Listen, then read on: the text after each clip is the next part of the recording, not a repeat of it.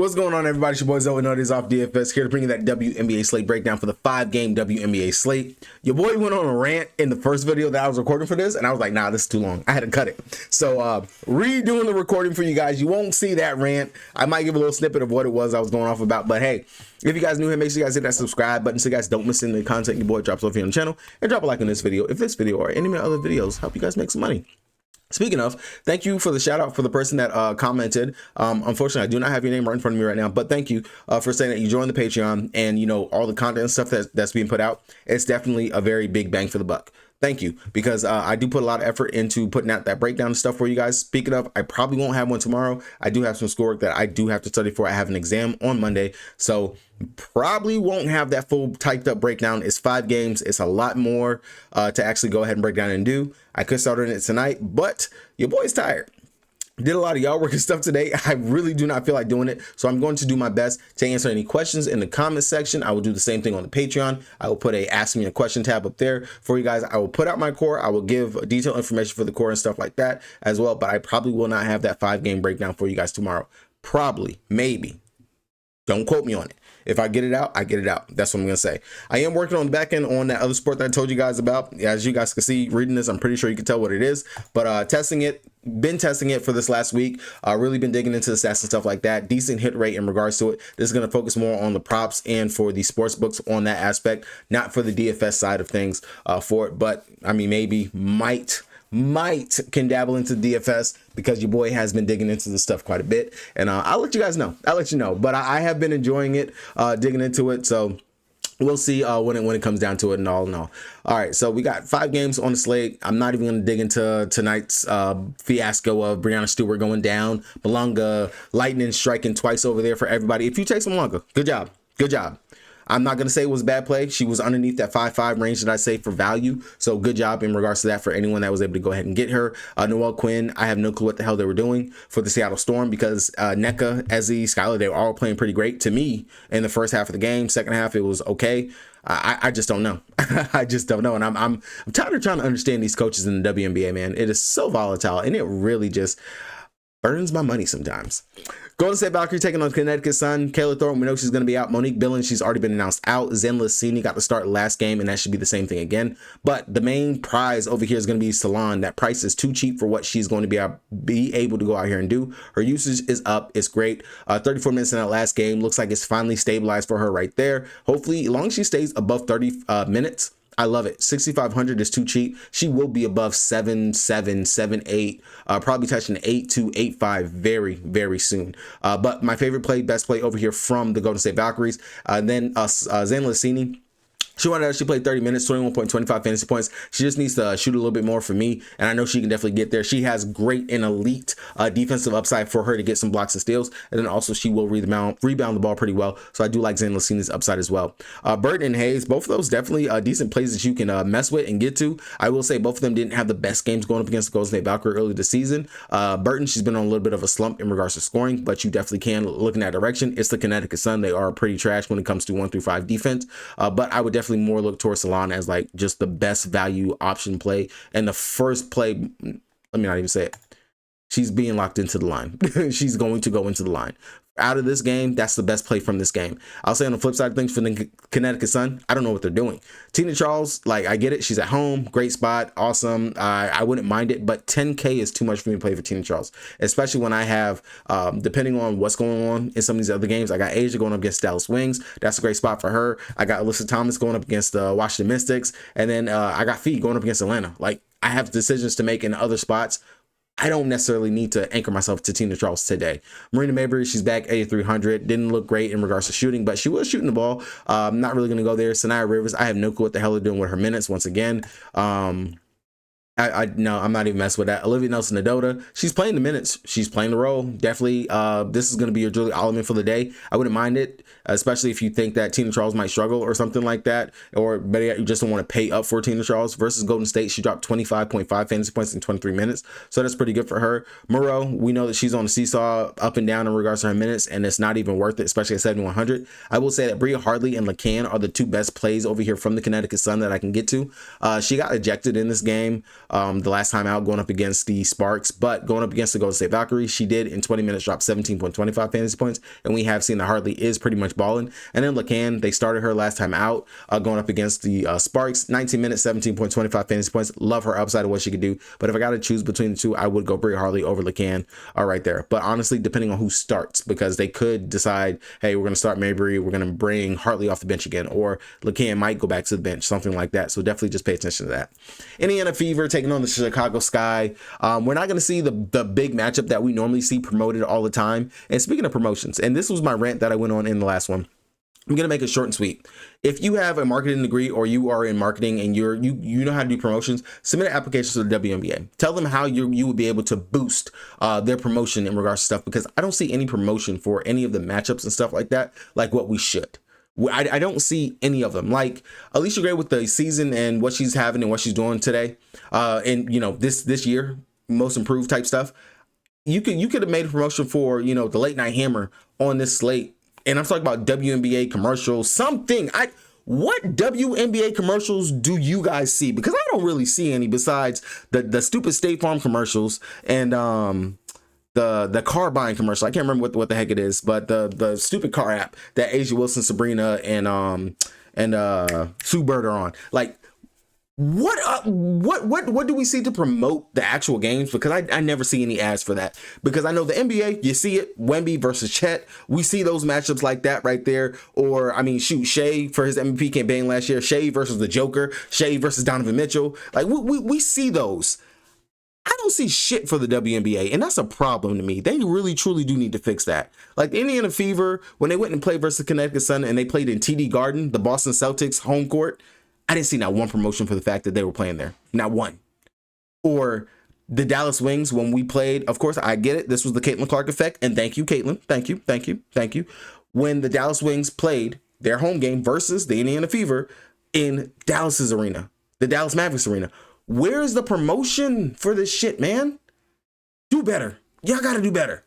Indiana Fever taking on the Chicago Sky. Caitlin Clark's already been ruled out. I will say I do love Ari McDonald here in this spot, as long as they will actually give her the minutes. Stephanie White, please. But this is a great spot for her to be able to go out here and smash. We know opposing guards ones, they crushed versus Chicago. 25 minutes, 26.5 fantasy points. Definitely do like the upside right there. And I would say Natasha Howard, I don't mind getting to her. Definitely 26 minutes, 26.25 fantasy points going up against them the last time out. Interesting spot. I don't hate it. The only thing that we have to worry and wonder is Chicago going to be able to keep this game close? They're already going to be without Atkins once again. Haley Van Lift is now questionable. Onion is still questionable. Mariah Jefferson's already been ruled out. Angel Reese, she's dealing with a back issue. She might be out. I have no clue what the hell Chicago's going to do, and that's a problem. And that's what makes their game so scary to me, because I do like some pieces over here. I like Boston. I do think it's a decent matchup of her to be able to go out here. We have seen you can attack the Twin Towers with opposing bigs. Boston and Howard, they both have great spots, so they can go out here and smash. Ari McDonald, she would be my best play, favorite play over here. But of course, the minutes being tugged back and forth. If the game's not going to be close enough, she probably won't be out here. This might be a Colson, Timpson, Dantas type game. I don't know exactly where I want to go with this game. I would say we have to get the news on Angel Reese if she's going to play, because Angel really makes a whole difference on if this game is going to be a 15-point blowout or if it's going to be a 35-point blowout. And that's really sad to say. That's really sad. Chicago Sky, we'll go through the scenarios. If Angel Reese is out, of course, Cardosa, she's going to have to play. She's been getting the burn and run in these blowouts, and she's just been out there slowly racking up the points in production. Elizabeth Williams, she will get the start if Angel is out. I really don't even like going to her right there. Banham, Nurse, you know what? We're going to go to the next game. I'm not even going to do that to y'all. That game just... I can't. I can't. I'm not. Las Vegas Aces taking on my Dallas Wings. The big thing over here for this game is that we've already got word Paige is going to be out. Paige is out. Misha Hines Allen is out. Maddie is already out as well. I imagine that we will probably see either Carrington moved into the starting lineup, or, and this is gonna be this would be a slap in the face to Carrington if they do this, if they start Zaza over Carrington. I do think Carrington should slide into the starting lineup, or you can put Haley Jones. Wouldn't mind Haley if Haley was to actually be put into the starting lineup, because Haley, I said it last time, she's a big guard, and I really don't think she's 6'1", because she towers over Paige too. Like she's huge. She is a big guard when you look at her out there. She's playing very well. But Logs face aces on their side. You already know Asia Wilson. I ain't got to talk it up too much. 12-3 though, definitely going to make you scratch your head and decide, are you going to play her? Are you going to play Liz Thomas? Or are you going to play Fee going into that double big matchup right there? I would say my favorite one out of all of them is definitely going to be Alyssa Thomas when it comes down to like the big marquee bigs that we can decide from. But Asia, of course, definitely there. You can't scratch her out whenever she's on the slate. 56 fantasy points going up against Dallas last time. 37 actual points, 10 rebounds. I mean, smash position spot, the exact same thing again, right? Like what it was before the break. Jackie Young, you could definitely mess with that right there. Going up against Dallas, only 19.5 fantasy points, but it's been her and Asia trying to carry this team. They've lost their last 2 games that they've gone out here. Las Vegas Aces will win this game. I'm going to be honest. They will. They'll win this game. They will. I'm not looking at anyone else over here, not Chelsea Gray, not Jewel Lloyd. I definitely could say Dana Evans. Of course, we've seen that she's getting the minutes off the bench. And then Megan, if you want to mess with that, that's definitely another potential play. Over here for Dallas, Arike, she's going to have the uses now without Paige being out there. I imagine the ball is not necessarily going to just be solely in her hand. Of course, they are going to have the ball into JJ Quinley's hand, who actually went out there last time going up against them. Smash. 41.75 fantasy points. More shots for her. More playmaking duties and stuff like that for her. I don't mind playing JJ Quinley at 8,100. She will be sneakily low owned because no one likes to click on it. Lee Rue, I don't know what's going on with her minutes. It's really just like head scratching that she's not playing her normal allotment of minutes. We're going smaller in some of these matchups. It's really weird. But going up against Las Vegas Aces, 29.5 fantasy points, you could definitely mess with that if you want to. I don't mind it, but it's just the minutes is the only thing that makes me question if I really want to go there. I will say I don't mind going to G just because she was able to actually light up the Aces, and I think she should be able to do the exact same thing. Melissa Smith, very little defense out there in regards to it, and G is showing that she will knock down those shots, especially with Misha Hines-Allen being out. G seems to have the more secure minute rotation over Lee Rue right now, and that's what makes her more valuable to me and who I would actually go to. Haley Jones, like I said, she is playing quote-unquote starter minutes, playing off the bench, so I don't mind her, but I will say 6,100 is a bit rich. If they do start her tomorrow, I won't have any issues with actually playing for Haley Jones, but if she's not starting, I really think that's a bit much to play. If they start Carrington over Haley, then I would definitely have to consider playing Carrington anyway, right there. That would definitely be something for me. Zaza should see a decent number of minutes just because, you know, we don't have anyone really off the bench now in that regard. So GPP option, but not a must play that you have to get to. Venus Mercury taking on the Washington Mystics. Washington Mystics on back-to-back. Already said it. Alyssa Thomas, my favorite play over here. Honestly, whenever I'm looking at the slate and who am I going to actually choose to play, AT, her usage is there. She's not going to be limited like Satu, not limited like Copper. And we do know opposing bigs going up against the Shakira Austin and Kiki front court, you can attack them with your opposing big. Alyssa Thomas, even though, yes, she is the power forward, but she plays, you know, the point forward role. The ball is in her hands. She gets the rebound. She play makes. She can, you know, play some pretty good defense. 11.5 is too cheap for this matchup. I like it. I love it. Want some more of it. And now the only issue is going to be in this spot going up against the Washington Mystics. They really don't allow a ton of threes. Is going to be the only thing that might hamper the upside that she can actually give us here in this spot. That's the only thing. Hopefully it won't come back to bite me in the behind, but first game that she did play going up against them, she played 34 minutes in that game, only 29 fantasy points. Let me make sure that she actually has Satu Sabali in that game. Satu did play in that game, 31 minutes, 29 fantasy points for her as well. I'm pretty sure that Copper probably was out in that one. Yeah, Kalia Copper did not play in that one. Either way, I do like the upside for him. I mean, again, she's playing in the exact same spot like where we saw NECA, Hamby, all of them in regards to like have success going up against the Washington Mystics, and the fact that they don't allow a ton of threes. They actually play very good defense in regards to shutting down the outside perimeter shots. That's going to be Alyssa Thomas time to actually go in there and have to score. So do like the upside right there. Satu Sabali, Kalia Copper, I really don't have any interest in necessarily trying to play either one of them just because they are still on that minutes limit. Once they crack over and get more towards like 28 minutes, I would have some interest. I think they might be probably towards the 26 minutes right here in the spot. DB probably still got to come down for me to really even have some interest. Sammy Whitcomb, I could take a stab at her, maybe. She is still starting. She is still out there jacking it up. If they continue to give us that prop line for Sammy Whitcomb for like 4.5, 5.5 3-point attempts, take the over, bro. She like, that's her sole job when she's out there in the starting line for them. Oh, correction, she's not starting, but coming off the bench. That's her whole job. That is all she's going to do is jack up 3-point shots. That's where 80% of her points come from, is from her jacking up threes. Take the over on 4.5 or 5.5 3-point attempts. They put it to 6, take the over. She's at least going to average it and get get you to about 6 threes attempts. And even if she's playing off the bench, she's still going to play about 25-ish minutes. As you can see, she played 24 minutes in that game last time out here going up against the New York Liberty. Versus the Washington Mystics, she had 17.5 fantasy points. That was with 29 minutes out there. She took 7 threes in that game. So again, my point stands.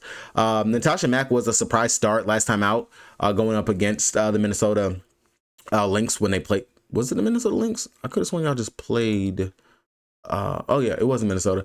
Going up against the Minnesota Lynx because West Bell, for whatever reason, was quote unquote sick or something, so they did not start her. If Mac was to get the start again, definitely some consideration. Like I said, opposing bigs going up against the Washington Mystics, they have smashed, they have crushed, so I could definitely see myself getting there.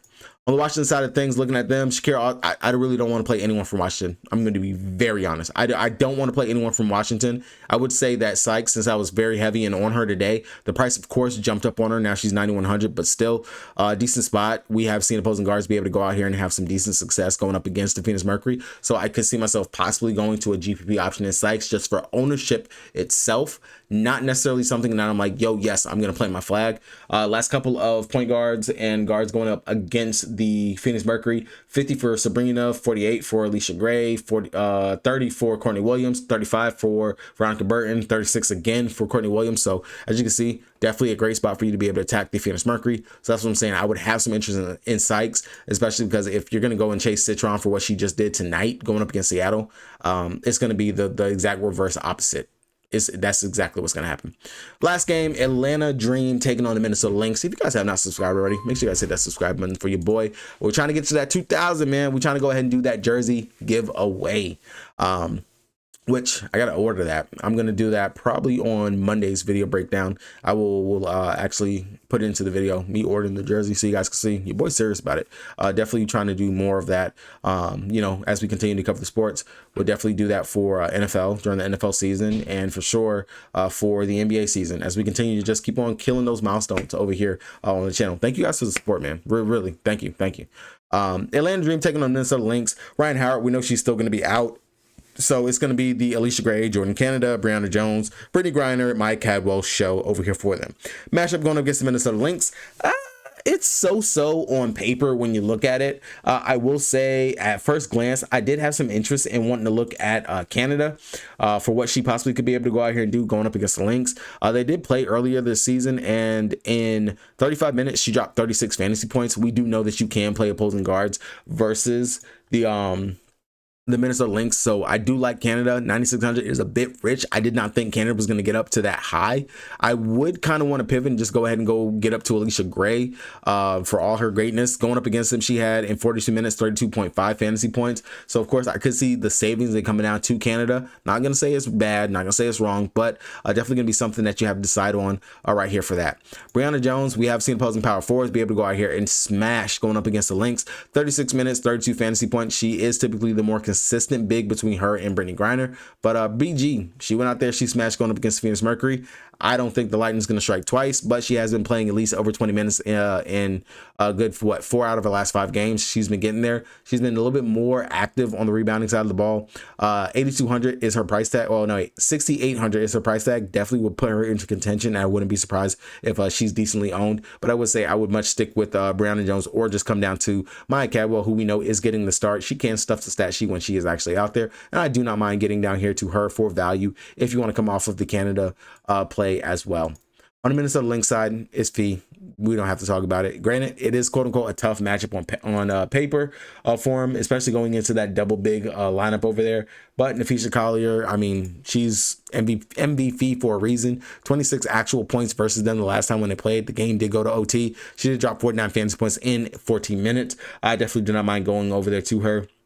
When it comes down to it, Brianna Stewart was able to go out here and drop 48 fantasy points. Kayla Thornton 30, NECA 43, Stewie again 45. So definitely there's some upside for Nafisa Collier to go out here and just be able to ball out. Courtney Williams, on the other hand, I will say that price, I don't think that this is necessarily going to be the matchup that I want to play Courtney Williams. She did drop 36 fantasy points versus them last time in that OT game, and I know she has been balling out, but Will, that price got to come back below 10K before I want to click you again. Alana Smith, Kayla McBride, both of them definitely GPP contention in places you can get to.